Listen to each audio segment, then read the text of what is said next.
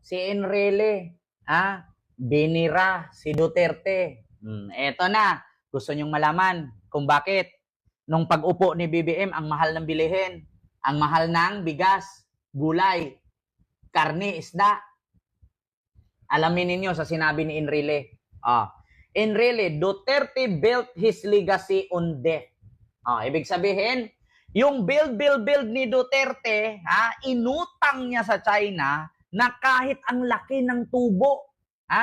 Naggawa si Digong ng build, pero si BBM ang nagbayad ng utang niyang build. Kaya nga po mga Pilipino, ang mahal ng bigas, ng karne, ng isda at ng gulay. Dahil sa build ni Digong na alam naman niya na napakataas ng tubo ng China, inutang pa rin niya. Yan ang rason na kung bakit ang mahal ng bilihin.